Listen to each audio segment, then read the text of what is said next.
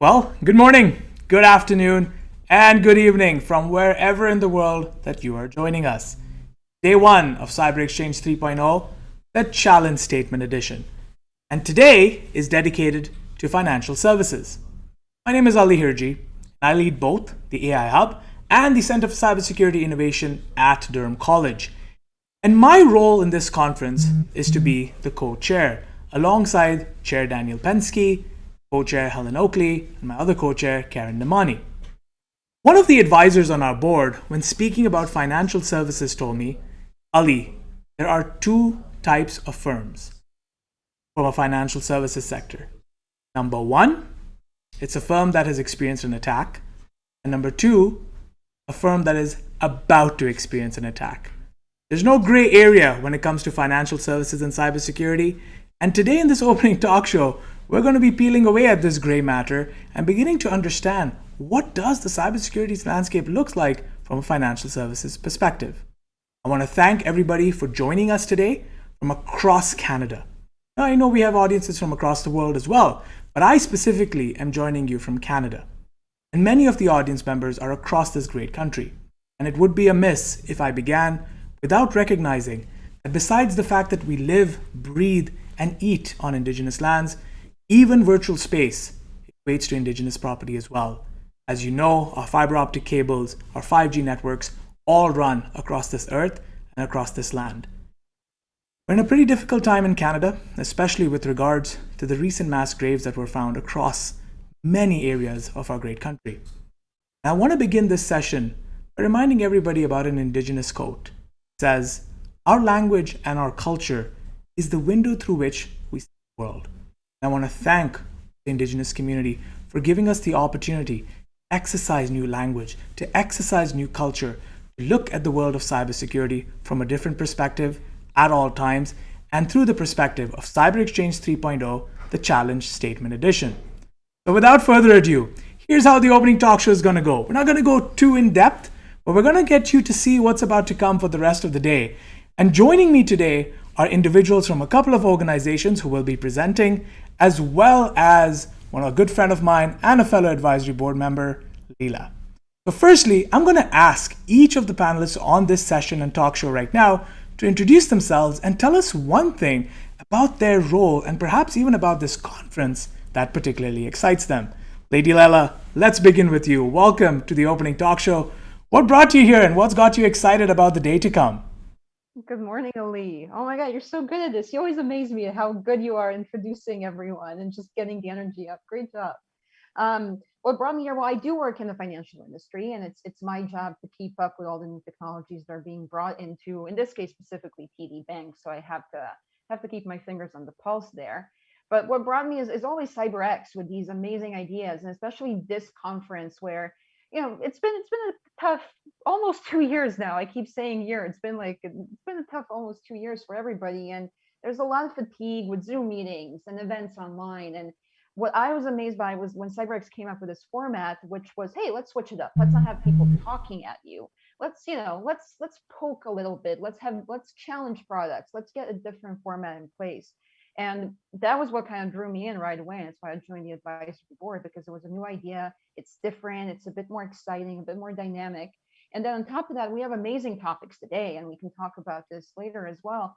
But we'll discuss everything from, how to secure your remote workforce after the pandemic, because this is going to end at some point.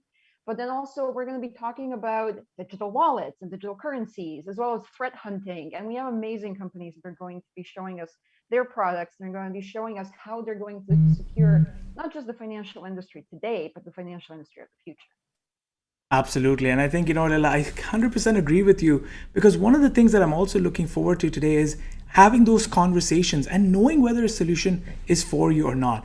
I say this to my students all the time, that when it comes to cybersecurity and building products and solutions, it is not about what's the next product that goes onto the shelf. It's about whether we need that shelf at all. And as all of you heard from my co-chairs earlier on, it's about people, process, and technology. So I'm really looking forward to not just understanding technology, but the fine people behind some of these solutions as well, and that process. Speaking of fine individuals, someone that I am not a stranger to and someone that I've spoken to on a variety of topics, had the opportunity to actually interview the CISO of the year, Mike Mello with. Matthew, Captain Matthew from SentinelOne. Welcome. What's got you excited about siberXchange 3.0? Because if your LinkedIn is anything to go by, you were definitely talking about this event all weekend. Matthew, over to you. Yeah, thanks, Ali. And I agree with Lela. It's the format of this one, I think, hits home 100% because if there's anything that has occurred over the last year and a half, 2 years, it's challenge, right? So we've all been faced with tremendous challenges. In my role at SentinelOne, my daughter says I get to be the superhero that flies in. But I think you hit the nail on the head. It's not always about flying in and selling someone a solution and putting it in place and telling them it's going to solve all the problems or solve all the challenges. It's really taking the challenge from the people perspective, helping them understand how some tools can make them be better. And I think that's what today is all about, right? It's those conversations that we're going to have. I'm specifically going to be talking about, the challenges of vulnerabilities out there, the challenges of threat hunting in financial environments, and where we've come from and where we're at now. And I think we've come a long way, but it's hoping that a year and a half or 2 years hasn't set us back. So I'm excited about the topics today, and a lot of people involved in the industry, and so excited about that, and sharing as a community and networking, with the ideas, because that's how we're going to get advanced. That's how we've seen over the last year we've overcome some challenges. Is the global community is stronger probably than it's ever been, and I think the global cybersecurity should follow suit, and I think we are. We're getting there, and I'm excited about that for sure. Absolutely. There is no going back to whatever we consider normal. There's a little bit of looking back and then moving forward into our new realities. And I'm looking forward, Matthew, to also getting a little bit of your perspective of how you've prepared for your challenge statement and how you're going to navigate that. I know you're also delivering a keynote, so it's definitely a siberX day for you. And I guarantee you the Vault will have a t-shirt dedicated to you. And I'm looking at the team at siberX when I say that. Super champion, empowering through the day. Matthew, it's always a pleasure to have you. I'm going to go over to Nathanael from Cloudentity first, and then we'll go over to John. Nathanael, this is, I think, your second experience, or at least Cloudentity's second experience on the siberXchange platform. Welcome. What's got you excited about the day and this conference? Thank you for the introduction. Very excited to be a part of it. Again, the framework and the format here, right, of being the open exchange of ideas, right? It's not, I don't want to call it TEDx, but it's kind of like a mini TEDx for cyber, which I really appreciate, right? Being able to get out there, kind of dig in on some, toss others aside, but really start to extrapolate like where the industry is, where the industry is going, and have it as an open conversation, bringing, obviously some of the smarter people. I'm glad to be surrounded by the other people on this panel, so we can all kind of coalesce and bring forward, agreement in approaches, agreement in, what the threats are. And I think that's really one of the fundamental things we're seeing face cyber, right? As let me parlay this into a slightly separate discussion, but it's the idea that we need to start orchestrating, right? Buying point source security tools, even though that is a technology, it doesn't build the process. Being able to orchestrate those tools together, right, to form cohesive, comprehensive responses, whether that's through identity, whether that's through just more traditional cyber aspects, right? Really, that's where our industry has to go, particularly as we move into the distributed services world. And that's what I'm very excited about, especially when we bring, like I said, very intelligent people together and start to postulate and think through both some of the challenges as well as some of the solutions. Well, I couldn't agree with you more. This is my first conversation with you, but I can see we'll get along very, very well. And you know what? Well said. It's about the smart people at the table. And I'm surely not one of those, but I know how to surround myself with many smart people like the ones at this opening talk show. So thank you as always, Nathanael, for that.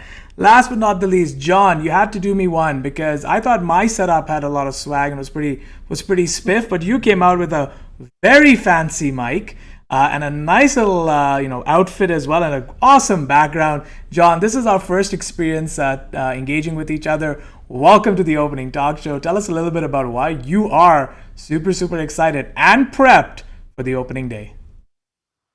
Well, thank you for that exaggerated introduction. I'd like to think that I'm never quite prepped enough, especially when you're talking with other professionals in a field like this. I really like the point that Matthew brought up about it being about people, process, and technology, and I think that order is correct. I've been an intelligence professional for my entire career, and that's changed from talking with people and just trying to gain information from conversations to this world of cyber threat intelligence where you can talk with people online, but you never know if they're people or robots. And on the other end of this scheme, trying to help organizations figure out how do we even incorporate this element into our business. I think that when you focus first on people, you have to remember that it's people at the beginning and people at the end. It's always a defender that's trying to figure out how do we do these things. And technology aside, and I represent a vendor, other people on here represent vendors. The technology is great. There's a lot of great innovation there, but it's ultimately about the people. Can the defenders use it? Can they apply it? Do they have the process enabled to be able to do the right thing? And at the other side of it, it's also people. These are not machines. These are not automated things that are just trying to run attacks. These are humans that have figured out how to script attacks to attack other humans. These are people that are trying to figure out, how do I embed myself into your network? How do I gain persistence? How do I attack it? How do I bring it down? Understanding their motivation feeds into methodology, and understanding that methodology encoded in whether it's scripts, malware, ransomware is really kind of that critical element of what brings us all together. I think that being able to do that and do it at the highest level is one of the things that's going to ultimately make our industry succeed. And by that, I mean, look at financial services and look at how far that industry has come. I remember there being an old saying about, why do you rob banks? Because that's where the money is. And I still remember there being lightweight schemes around ATMs and carding and skimming and how do we generally defraud individuals at low levels all the way up to schemes at scale. And those problems still plague the industry. But I think one of the things that's been interesting for me especially to talk to a group like this in a country I've not really addressed. I don't have a lot of experience in Canada unless you count crossing from Massachusetts over to Michigan on the QEW all the time. But I think being able to look at how far that industry has come and being a part of that story has been really incredible, because you look at the advancements that have been made, and those are people, those are processes and technologies that have been applied to help make sure that this industry stays ahead of the challenges that have come before and are coming now. You know what, I always say this, like great technologists, great cybersecurity practitioners are very good storytellers. And to our audience, I'll say this to everybody that's on right now, especially the three individuals that are going to be presenting on challenge statements. Tell a good story, and they've been places and have a lot to offer you. So if there's anything besides cybersecurity, just learning about their journeys, what they've gone through. I'm sure you heard Karen Nemani talk about going all the way somewhere to a mountain in Geneva to set up an access key, so on and so forth. There's a lot that you can benefit from in this conference. And as I said earlier in the kickoff, the key here is to build relations. Not just look at vendors as technology providers, but look at them as partners. One thing that I can tell you from the three individuals that have spoken so far, if the solution is a fit, great. But if all they give you at the end of the day is some good guidance and tell you where to go and what to do, they would be satisfied with that as well. Everybody is in this to maintain a more secure, safe posture for businesses across Canada and across North America. I also agree with you, John, on the comment that you made that why financial services? Well, that's where the money's at. That is the oxygen that keeps our society going. So Lela, I want to come to you and I want to ask you, in your perspective, why is the financial, I think probably second to healthcare, why is the financial services sector so prime for a discussion on cybersecurity, and why is it becoming an opportune space for bad actors to initiate some of their attacks? Lela, your perspective. You kind of answered that question. This has always been the case. Healthcare and financial industries have kind of been racing each other for a while now when it comes to who has been attacked the most. And you've answered yourself, that's where the money is. So if you are any sort of crime syndicate, if you're any sort of cyber criminal, you can waste your time trying to get a little bit of money here and there, or trying to get some sort of financial gain, or you can go after the big guys and kind of put your effort into some sort of a big treasure chest, right? And what we've also seen is a rise in advanced APTs, advanced persistent threats. We've seen a rise of state actors coming after financial institutions. And overall, in the past year or so, we've seen an increase of around 300% when it comes to cyber attacks. And quite simply, it's a big treasure chest and it's a big honeypot. So of course, they're going to be coming after this. And there's also a couple of other reasons why the financial industry has seen such an increase. Number one is the fact that the pandemic happened. And I do want to always be very careful when saying the pandemic happened, because I think some of the narratives that we've heard so far is, oh, the pandemic happened, everybody's remote, suddenly we need cybersecurity. Because the implication of that is when the pandemic ends, oh, we don't need cybersecurity anymore, it's over. And I don't want that to be the conversation. I don't want anybody to be thinking that. We always needed cybersecurity, but the pandemic created perfect conditions that enabled more phishing campaigns because of the chaos that was created, right? So you have one big global event that's causing fear, that's getting everybody, everybody's on edge all the time. So you get an email about vaccines, you get an email about your bank maybe offering loans or something, you'll jump on that without checking it because you are living in that state of anxiety, which is why phishing has been one of the biggest issues that we're dealing with. It's a relatively primitive vector of attack, but it's still something that we're struggling with so much. And on top of that, the pandemic also meant that there was a 50% increase in online banking use during this. So that's just an increased threat surface. And then what was also, you also try to digitize as many processes as you can, which is what we saw. You can apply for your loans online more than ever. You can trade easier. So banks have been trying to digitize everything to keep people safe in a certain way. But that also meant that there's a larger attack surface. And what this shift towards remote working has shown is also how much obsolete infrastructure there is in banks, because these are large and these are huge organizations. And sometimes you can really patch everything as fast as you want to. You can get the things as fast as you want to because of the scale and the size. So when you look at all of these different factors, the pandemic, the digitization, sometimes some of the obsolescence of the equipment, it all comes together with the fact that this is a massive honeypot. And that's why the financial institution industry has been receiving so much attention in so many attacks. You know what? Normally I'd respond back with a comment, but to my audience, I'll say everything that Lela said, spot on, and I'll repeat that times 2, times 3. But I'll also add this thing is that, I really appreciate that you brought up this time continuum when it comes to the pandemic.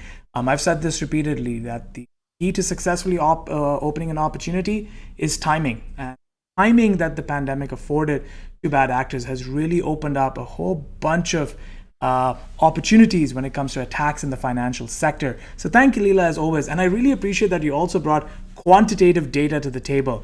In the opening of the conference, Helen Oakley, with surgical precision, was throwing out data. I think you remind me of the fact that, data is useless without insight, and you provided a lot of insight with that data. So Lela, thank you as always. Very quickly, to our audience that's watching, you'll also notice that while you're watching this session, there are different data sets that are being dropped in the ticker down below as you're enjoying this session. But there are also some important infographics that are being shared from the teams at SentinelOne, Cloudentity, as well as Recorded Future. So take some time to review those matters as well. And if you go on Twitter or LinkedIn and you hashtag Rise to the Challenge, you will see at the end of the day an infographic summarizing the lessons of today. So lots of data for you to review, to study, and of course, obtain your CPE 24 credits by the end of the conference. Matthew, let's come up to you. You're going to be featured next. Keynote and then your challenge statement going to be on live threat hunting in a financial sector.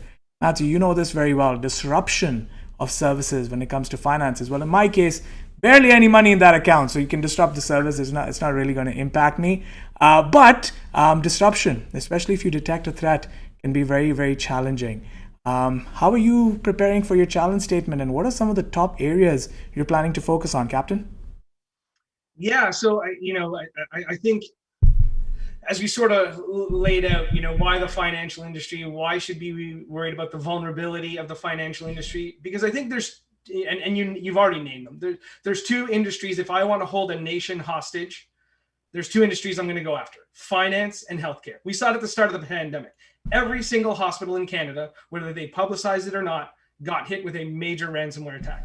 And I know from speaking to the leaders in the financial world around information technology, they were also getting highly targeted during this time, because it's much more difficult to go after a government's military assets. They're not as vulnerable. They go after government's financial basis, like the treasury and stuff, although we did see that during the pandemic as well.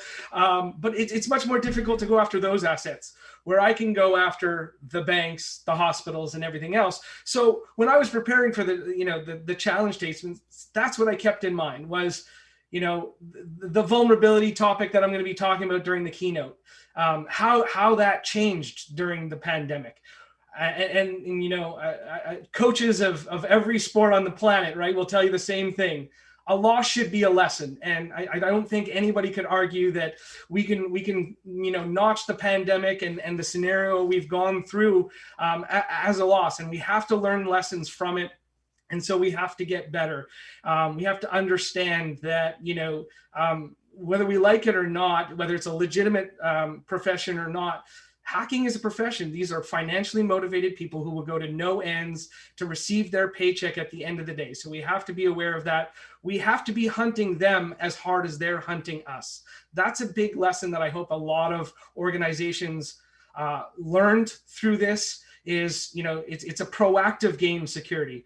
I've talked to a lot of the IT leaders, and what the common comment to them was, the organization expected the transition of, sending people from their desk in an office to their home offices. They expected that was the challenge. And they just expected cybersecurity to be there. Whatever decisions they made, whatever changes they made along the road, they just expected cybersecurity to be there. If we send all the people home, they should be just as secure as when they were in the office, right? Well, no, that's not the way it works. So now we had to change our techniques. We had to change the way we're looking at it. And we had to be very, very proactive in the way we're applying security and the way we're posturing security. So that's what I'm going to focus on. And that's what I'm going to, hoping to have conversations around throughout the day. And I think that consistent theme of timing, when do you start certain aspects, when do you activate certain commands, so on and so forth, will all be very interesting to see as you provide your keynote, but then jump into your challenge statement. I will be in the audience, I'll tell you that much. I will be asking a couple of questions, so it's going to be a lot of fun. But Matthew, as always, thank you so much for that. And I will say this, if you are deciding to write a book, I have the title, and that is When the Hunted Go Hunting. Life stories from SentinelOne. I think you're really empowering a lot of organizations with stepping it up a notch, and the recent IPO offering is a very good example. Congratulations on all of the success that you've been having. I'm going to go to Cloudentity and then go to my friend at Recorded Future. Nathanael, if I can say this about your session, which is going to be on cross XSS, especially using protecting against XSS through access management, you're sort of providing the micro of the macro. You're going a little specific into a technique which, if I'm not mistaken, about 5 to 6 years ago was probably number 2 or number 3 in the OWASP top vulnerabilities, now probably at about number 7-ish. Can you tell us why specifically focus on cross-site scripting in the financial sector, and how have you been preparing to address this challenge? Daniel? Yes, so very interesting question. And right, really the crux of it is we've been talking a lot about distributed workforce, but if you think about the last time you actually went into a bank branch, right, a physical location, when was that? And what we're really seeing is distributed consumers, right, and distributed services having to service those consumers. At the same time, we're seeing the advent of open banking in Canada that's being obviously already been adopted worldwide, which is really specifically designed to provide a very explicit consumer experience around how are we going to manage your data, how are you going to access the bank's services, and then how are you going to share your data.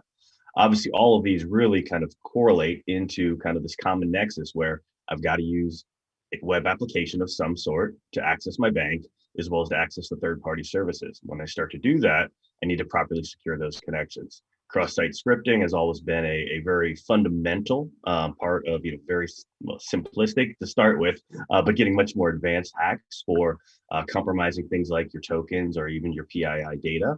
And that's really where that value is, right, to those hackers, is if they can compromise your PII data, how many of the banks, and well, not just banks, so I don't want to throw them under the bus, but how many large organizations are continuing to use things like KBA, knowledge-based authentication, as the backup. So if I start to compromise your PII data, I can definitely start to compromise your authentication, do an account takeover attack, et cetera.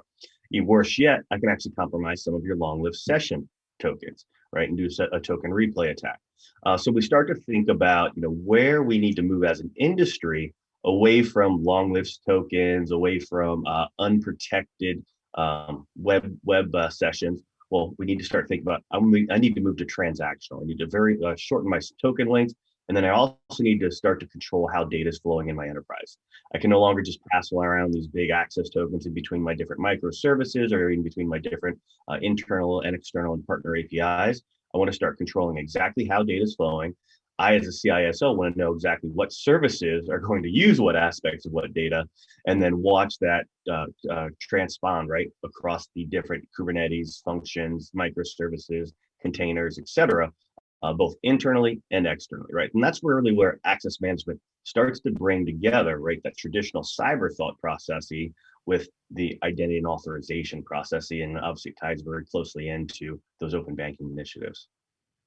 Absolutely, and I think, I can flatten that too. There's quite a bit, and your challenge is also going to be getting all of this done in 1 hour. You're going to be joined by myself, I believe it's Keaton Kapadia, and then Graham Berry, who also happens to live close to the Durham region, along with myself, and the two of us have been partners against crime for a very long time. So we will come with questions, Nathaniel, and I'm looking forward, and I actually see one question that's already come in, so I'll ask that a little bit towards the end. Lela, I'll come to you in a second, but first I'm going to go to my man with the much more fancier mic than I have, and that is John. Now, John, what you're going to be focusing on is an industry within finance that has taken off, and that's the side of digital currencies. I think to our audience, many of you would know that this aspect of Bitcoin mining or digital currencies, stable coins, cryptocurrencies, etc. This is gaining a lot of strength in our nomenclature and our daily languages.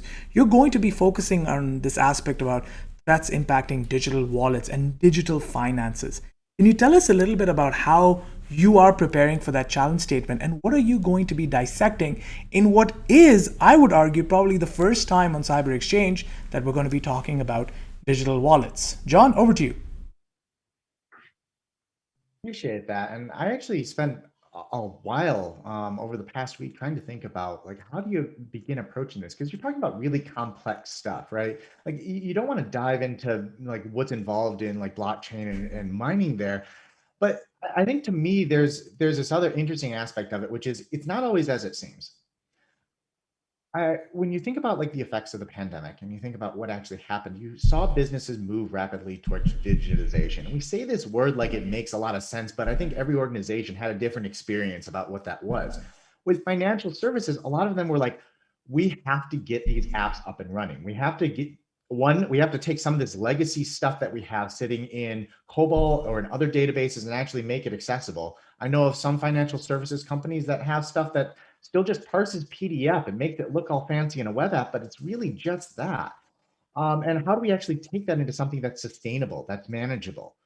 The other side of it is, I see from a CISO perspective, I had a conversation with a financial services CISO who said to me, listen, this entire pandemic has accelerated what was already happening. And if we don't get security in today, and I'm talking about DevSecOps, AppSec, if we don't bake it in today, a year from now, it's gone. We're never getting back there again. And we've recreated the problem that we have of this legacy debt. We need to figure out, how do we bake it in there today? When you're talking about digital wallets, you're talking about, cryptocurrency, you're really talking about the offset of that trend.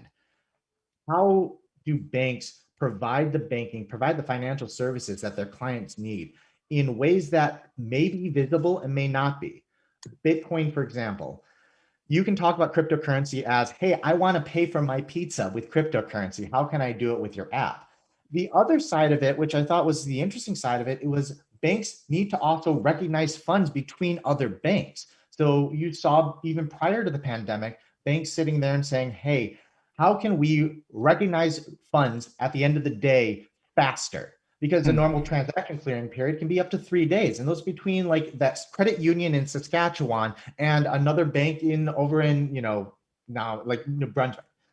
So, or it's worse when you go international. How do we clear those funds faster? Can we use cryptocurrency as a way to do that? And so when you're thinking about these unique ways that you are applying technology in there, it can be visible and then can be invisible to that end user there. And as a security organization, you have to be thinking about all of that. Are we not just driving a better experience for that end user where they're safe and they can have that knowledge that the digital wallet is a better way to do business? How can I make sure that we're protecting the financial institution so that, hey, if we get more people using the digital wallet, it's better than a chip and pin system, which we know has been compromised, and we can eliminate that whole threat from track-through data. And then at the higher end, are we making our business more efficient by saying, hey, if we figure out better ways to clear this stuff in a transaction way that our end client may never actually ever see, but it makes us and drives us to be a more efficient business? How do we secure that internal process and make sure that we're doing this in a way that is the best for the business without just doing the thing and then compounding this legacy debt that we have? We don't want to recreate the Cobalt situation again. And that's nothing to say that Cobalt is this awful, horrible thing. It did exactly what it was supposed to do. It was always created as a short-term solution to try and figure out how do we solve a business problem. And at the end of the day, I think that's the critical part when we start thinking about digital currencies, when you start thinking about digital wallets, which are really just an offset of digitization in the first place, is how do we best enable the business in ways that are the most secure that we can do? You know what, John, you had me at pizza when you talked about paying for pizza at Bitcoin. So great. I know you're well prepped, as is everybody else, for their challenge statement. But I also really like this angle that you took on legacy debt and constantly questioning the technology stacks that we have and looking for how we can continue to improve. There's actually a question that has come in, and I'll bring that to you very shortly. Lela, I know we've got, to everybody, we've got about 15 minutes or so left. I do want to jump into a question that's coming. And Lela, I'll bring this question to you. And this question has to do with, there are all of these approaches that we can take to solving some of these challenges. But as a security professional, how do you, in your mind, evaluate what's the right solution to go with? Is it purely a financial play? Is it something where you look at, well, if I bring in or adopt a solution, do I have the resources to support it? How do you listen to a solution and take it in and make that decision, yay or nay? Lela? Well, that's a big question, and it's always unique. It's difficult to give you kind of one packaged approach, like this is what you always do, right? And this also ties into one of the questions that you asked, kind of what keeps you engaged and interested in the industry, is the fact that it's always changing so quickly and there are new things coming out. You do have to look at everything, at every single aspect when you're evaluating a solution. I think the biggest problems that we've seen so far is that certain companies are not cybersecurity minded or are just entering the space and trying to secure themselves. They'll kind of look at it and be like, oh, I'll just go with the most expensive, most famous name and they'll secure us and we'll be fine. That's not going to work, because either you're going to be spending your money and it's not going to end up working, because if you adopt something that doesn't suit your culture, doesn't suit your company, and your people don't know how to use, I mean, you might as well have not done anything, because you just wasted a ton of money. So for me, when I look at any sort of third-party solution, vendor solution that I'm going to propose to anyone, I'll have a whole holistic approach of what problems does it solve? Is the company a good fit for my client? Can they afford it, of course? But also, will the people know how to use it? Because I've seen this happen so often that we get these very advanced solutions, perhaps like SentinelOne, and we give it to a very small company that's still scrambling and trying to figure out where they are. And you give them something super advanced. And Matthew, you can show me how I was wrong and how even a small team can use SentinelOne later. But it's just sitting there. And I've had clients where, in the past, I go and assess their systems and I find something that's an industry standard, that's a great solution for them, and they never used it because they don't know how. So you need to look at everything in order to propose something to a client, to propose something that's going to fix the problem. You can't just look at one aspect. And as best as I can, I try to look at every side of it.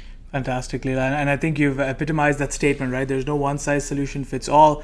And I'm really glad I am the host of this session and not the person responding to that question, because having been in your position where I have to evaluate a solution, I'm normally, dreaming about how awesome the solution is. And then when I'm asked questions, usually just smiling like I'm modeling for toothpaste, because I want the solution. I just haven't thought it through. It seems to be solving my problems. Let's get it. But I don't ask those contextual questions as well that I need to ask. So thank you, Lela, for that. That was a very helpful response. A couple of more questions have come in.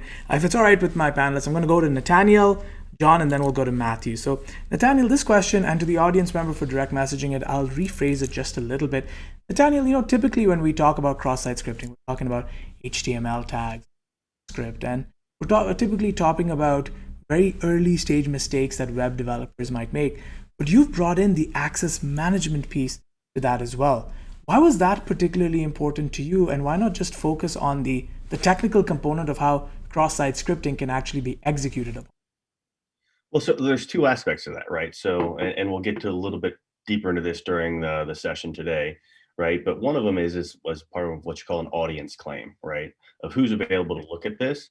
And while cross-site scripting, is fundamentally designed to, redirect essentially, right, and compromise, maybe install a keylogger, malware, something else onto that client, right? If we start thinking about it a little bit broader and say, well, what if we're using, for example, as part of open banking, things like mutual TLS? How much harder does it become for us to start doing cross-site scripting, right? So if I can protect it before it's even starting to be fomented, then I can do a much better job at protecting it, the net results. And that goes for both what the connection looks like, as well as what data is being allowed to pass over the wire, right? So starting to think about this instead of saying, hey, I'm just connecting pipes and all of a sudden I might have a pipe that's being absconded. Well, what if I actually constrain that pipe? What if that pipe no longer has, my full user record? It just has the transaction ID. How much less valuable is that data to the person trying to compromise it? Yeah, and as part of that session that I'll be moderating as well alongside Graham and Keaton, one of the things that I definitely want to focus on is exactly that in terms of environments within which we do our dev. You mentioned DevSecOps, so on and so forth, and those development cycles are all going to factor into this. So I really like the fact that you've gone very, very specific. But I think for me, at least, this is going to be one of those first conversations, not just about XSS, but XSS and access management. Throw in the remote work piece as well, and you've got yourself a pretty interesting challenge statement to deal with. And like I said earlier on, 1 hour, 60 minutes, and with me on there, it probably reduces it to about 50 minutes. You've got a lot to cover in 50 minutes. So good luck, champion. It's going to be very interesting to hear from you. I'm going to go to John, and then we'll go to Matthew. And John, this is a very interesting question that's come in, and it's talking about protection when it comes to transactions from a crypto perspective and a digital currency perspective. Everyone is trying to achieve some sort of a stable coin mechanism. Everyone's trying to transact on some form of digital asset. There's one aspect about protecting the users and their digital wallets. There's the other aspect also of helping financial institutions detect against some suspicious activity happening in the digital currency and the digital space. From a recorded future perspective, is there anything that you're going to be shedding on with regards to that, and anything that you'll be referencing during your challenge statement when you're met with Usher Jaffrey, City of Richmond Hill, Tushar Singh, CEO of Minute School out in Waterloo, tech capital of Canada, although I like to think where I live in Oshawa is the tech capital just because I'm there. And then, of course, you have Danny Anyag, who's our professor of cybersecurity. Anything about protecting against fraudulent transactions that you'll be talking on? I think the first and foremost thing is going to be, as these technologies are more rapidly adapted, you're going to see the threat actors adapt to finding ways to defraud them. I mean, at a base level, I don't think there's any disagreement about that. I think the next part is going to be interesting as you force more cost onto the actors. What you start to see is that actors have been really pliable as to how they've applied intrusion at scale. And I take one example of being like Genesis Store. Now, Genesis Store, if you're not familiar with it, is essentially I'm going to claim a victim machine, and I'm going to essentially profile that. I'm going to take the same fingerprint as that machine, the same browser applications, the same web things that you have there, and pretend to be that user. And it's designed purposely to obfuscate a defense that a lot of financial institutions have created about, hey, can we fingerprint what this user is? Not just about authentication, but also about like what's everything else that they're telling us about it. What's their user agent? What other browser apps do they have? What cookies are there? And this is a fairly sophisticated way to try and go after individuals at scale. And you see that they've created a market where essentially bad actors will buy these in bulk and try and find, hey, where can I compromise entire groups of these? Because they know financial services are defending in bulk. I think like you're going to start seeing, and where you're going to start needing great intelligence in order to be able to identify that, is to sort through the amount of scaled data that these actors are going to go after. They're no longer trying directly even to target some financial services companies because they know it's really hard. You're initially going to see they're going to try and target them because as financial services companies are creating new apps and new attack surfaces, they're going to say, hey, there's a lot of vulnerability there. Financial services out of any industry are probably the fastest at adapting and defending against those at scale. And so then it goes down to the end users. And you've already started seeing places where they're saying, hey, can we crack into these wallets? Can we mine them? Can we find other ways to to circumvent this at the user implementation level, because that's the end of the day what it really is I can have all the security in the world about my system. I can make sure I'm reimbursing those users. But if I can still defraud the individual because of error in implementation, they needed a flashlight app desperately. And that's not, it's bad to blame the user there because they're just trying to be a human. And yet by doing that, those at scale, that's what those adversaries are going to be going after. And you're going to start seeing stores and bots come up like that. And if you as a financial institution are not prepared for that, are not thinking about, hey, where does track2 data go? Where do all of this infrastructure that these bad guys have created to sell and scale this entire market around this and identify it? Where does that go? It's going to go to cryptocurrency. It's going to go to those digital areas there, because if we're creating a large market for it, they're going to be the buyers for it. And you know what, that statement that, never trust a computer that you can't throw out of the window has gone out of the window a very, very long time ago, especially when you look at how systems have been distributed, not just looking at cloud as a whole, but looking at even how cloud operations have been functionalized, so on and so forth. Really opens up a very interesting paradigm in understanding transactions when it comes to digital currencies. Also, to our audience, one of the things that I'm really looking forward to when I listen to the team at Recorded Future is very specifically understanding the different types of financial transactions that are taking place. For example, as I mentioned in the opening talk, I moved to Canada about exactly 13 years ago, July 12th to this date. And one of the things that, in the diaspora, remittances, moving monies from one country to another. For example, right now in the Caribbean, very interesting topics around people in the Bahamas remitting funds to Haiti, and the different digital wallets that have emerged and the security concerns that have emerged as a result of that. So there's a lot of not just technicality, but a lot of history, a lot of psychology, a lot of philosophy that's going to come out of your session, John, and I think you're dressed for the part. So I'm looking forward to seeing you in that session. Matthew, this question is for you, and then we'll go to Lela and come to some closing comments. Matthew, I expected this question to come in. Are you at all going to be touching on how you conduct attribution when it comes to different threat intelligence that you receive? How important is it for you to talk about attribution, and how do you build community around the threat feeds that you're gaining, especially when it comes to threat feeds in the financial sector? Matthew? Yeah, I think attribution is the big question out there. I think a lot of IT teams sort of confuse that with, what the expectation is at an organizational level. For threat intelligence, for threat hunting, for protecting their environments. Unless you're in a very specific type of organization, I'm not so sure that it's your security team's job to figure out who is behind the crime, right? We're not Sherlock Holmes. We're defending our organization, trying to keep our organization safe and our clients and users safe. So at the end of the day, it's probably more of obviously law enforcement and nation state level. It's their responsibility to assign attribution, because in the grand scheme of things, they want to put an end to the overall threat. But from a organization perspective, I believe your job is probably to figure out how to immunize your environment. If that leads you all the way to attribution, and it might just be attribution in terms of, where are the DNS calls coming from? Global identification of where the threat is sourced. But even that can be so, that the hackers are good at what they do. They can make you believe that every single threat comes from Russia. And although he didn't say a lot of smart things, I think Trump said one pretty smart thing right near the beginning of his presidency. He said, it could be Russia, or it could be some guy sitting in his basement with a really expensive computer. And that's exactly what it could be. And the question is, does it matter to me as an organization? Do I care whether it's Matt in his basement trying to try out some new attack he's built? Or do I care if it is, a nation state type attack from Russia? At the end of the day, I'm under attack. What I've got to figure out is, what is the root cause? What was my gap in my security posture that led me to be open to this attack? And then the next step is, what will stop me from being attacked in this exact same way again? If that leads you to attribution, great. If not, I think the guys at Recorded Future and other threat intelligence organizations, they want to get there because it builds the entire case and helps you understand really the root cause and the origins of an attack type.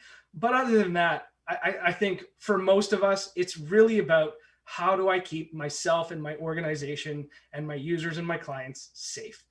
If that leads you to attribution, fantastic. If not, figure out where to put up the wall next. Matthew is always helping everyone. You've just helped me write my script for a session that I'm doing next week, where I'm going to be talking about ransomware as a corporation. We'll be looking at hacker groups that have benefits, vacations, and they're actually organized, not necessarily state-run, but state-supported.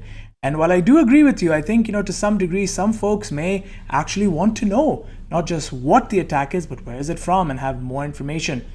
Hey, knowledge is power. I do agree with you, though. We're not Sherlock Holmes. I surely am not.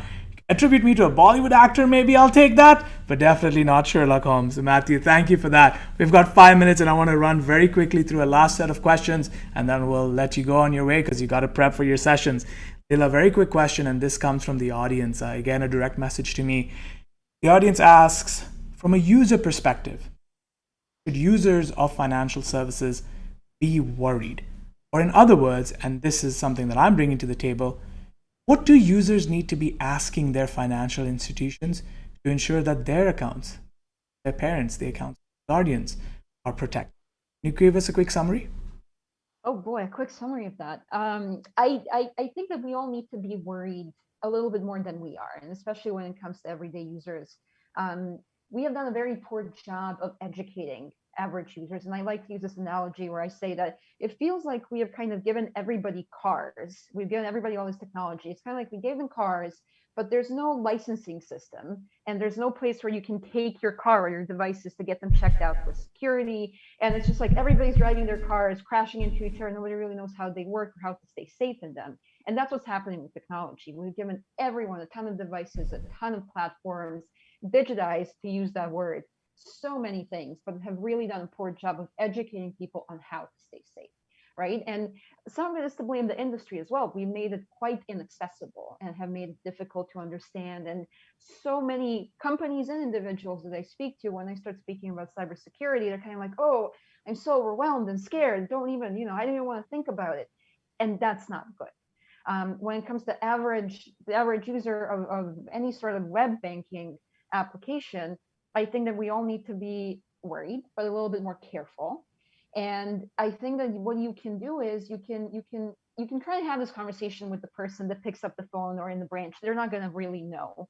They're not going to know what to tell you. If you start asking them, do you segment your environments between production and testing environments? How difficult is it to open firewall rules? They're not going to know. I think that if you do have that interest, the biggest and the best financial institutions will have a lot of this on their websites, and they can tell you what they do and how they try to protect you from their privacy policy to everything else. It's a difficult question because even as an average user, I don't know where I would go to get this information to the degree that I would want to know. So the best that I can say is go to your bank's website. They will have a ton of information there because a part of their business model and reputation building is to tell you what they have been doing. And I know when it comes to TD, if you go on our LinkedIn, if you go on the website, we will be bragging about the things that we have been doing well. And if, although I have said, be worried and we have to be more careful, it's in no one's interest to not do well when it comes to cybersecurity and defending our systems. No financial institution wants that.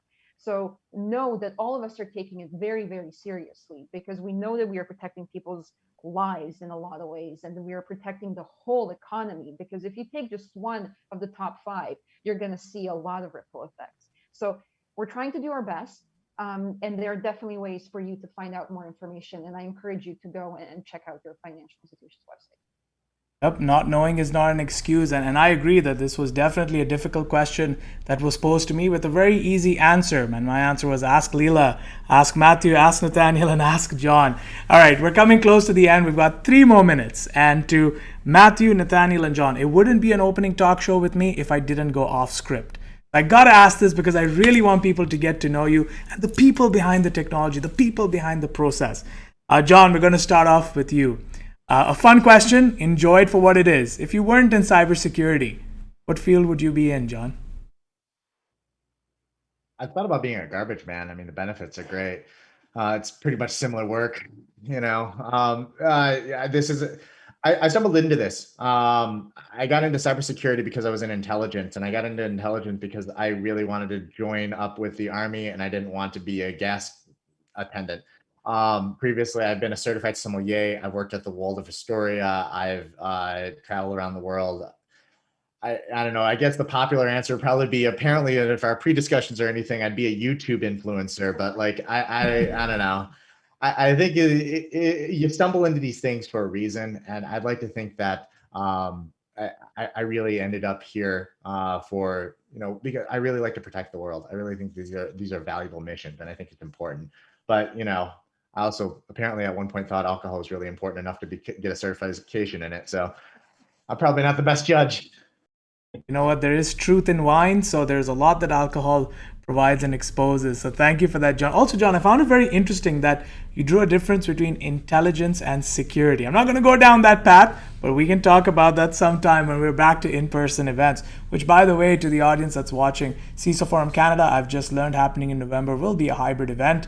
Stay tuned for more details about that. And thank you to the siberX team for giving me all these props to look at as I chat. Matthew, let's go to you real quick. If not defending the world through threat intelligence, how would you put some of your education to the task?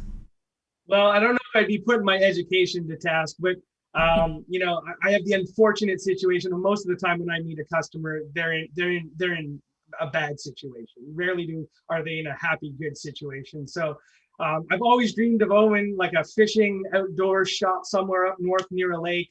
Because have you ever met a guy who's about to go on a fishing trip that's really pissed off? I haven't. So just having happy customers all the time would be a benefit for sure. But yeah, certainly in my interest realm, I would, you know, probably just open a fishing shop and get to talk to happy fishermen all day. So that would be my dream. You can catch the fish. I will gladly eat all of them. I love my fish and lots of different recipes that I can share. But as you said, don't let your education come in the way of your learning. Good job, continuously learning. Nathanael, if you were not solving our existential angsts around access and identity, what do you think you'd be doing? Hands down, I'd be a fireman. You know, goal since I was little, love helping people, you know, the opportunity to save lives, you know, whether it's in the cyber world, saving organizations, or whether it's saving people physically, would certainly be top of the list for me. Alarms. In fact, this morning, a false alarm got set off at my place because I left the humidifier on. So you and I would be seeing a lot of each other, especially if you're serving Oshawa. And Lela, I'll have you also chime in into this conversation. If not helping us piece apart everything in cybersecurity one smile at a time, what do you think you'd be doing? Oh boy, I would be doing something very boring with politics, because I also stumbled into this. I was in the nonprofit world for 10 years before just kind of realizing I have a talent for technology, and I have a master's in political science and international relations, but I kind of tricked them and I let them do data. I made them let me do data privacy regulation. But I stumbled into this, and this is just a message to all of the female presenting individuals who are watching this. I never thought I was going to end up in technology, because I grew up in an environment in a society that tells you you have to be a boy to be good at technology, and that you have to be very good at math. And I, for some reason, wasn't during those years. But I always had a talent for it from the age of 5 to like know how things work and piece them together. And then IT jobs started coming to me, because even at the nonprofits, you know, they would be like, oh, we need to set up a network. Can you figure this out? And I'll be like, yeah, fine, sure. Oh, we need a new website. I'm like, okay, fine, I'll do it. And then I followed that natural talent into something. So don't let anything limit you, and don't let any beliefs that you have limit you, because I literally fell into it because I decided to follow something that I had a knack for. I couldn't have said it better. The personal is political, and I really like that statement that you made in terms of believing in yourself and moving forward. So thank you for taking a fun-filled question, and as always, making me look smart and intelligent by responding so eloquently. Well, Matthew, John, Nathanael, Lela. I know Leila's an advisor. She's going to be joining the first challenge statement, which happens, I think, right after lunchtime, and that's going to be you, Captain Matthew. You also have a keynote in 30 minutes, so good luck. Nathaniel, I'll see you, I think, at 4 p.m. EST. I might be getting my timings a little wrong. We'll be talking about cross-site scripting. And then I think before that, John's going to be joined by my colleague at Durham College and a couple of my close advisory board members who are going to be discussing with him on digital wallets. So all the very best. To our audience, I'll tell you very quickly, and I will ask our panelists just to stay on for another minute so that we can close quickly in the green room. To the audience, in the next half an hour, the first keynote will begin. Please feel free to visit any of the groups. Please feel free to connect with different members. There's also a chat place there where you can ask your questions, but also get direct service from the siberXchange team. Also spend some time to go to the vault, and if you like some cybersecurity merchandise, they've got some pretty fancy swag. If you can, please hint at Team CyberX to make more swag based on the quotes that have been revealed all through siberXchange, and I'll be maintaining a list. At the end of each day, you'll also receive an infographic, and I hope that all of that information and data helps you and also allows you to enjoy as you obtain your 24 credits. Here's how I'm going to close this opening talk show. I'm super pumped for day one, but I'll say this. And you know me, it would not be me if it wasn't a quote. So I will say this, ruffling through my brain, which works sometimes, that only those who have dared to fail achieve anything great. I know for a fact, I don't doubt the fact that I have a lot of interesting individuals on this conference, but I know for a fact that the panelists who are going to present in the next few sessions are definitely not going to fail, and more importantly than that, they've already achieved great things, and I invite you to join them and achieve in some of those greatness with. See you all at 11:30 for the keynote, siberXchange 3.0. All #Rise to the challenge. Take care, and we'll see you in 30 minutes.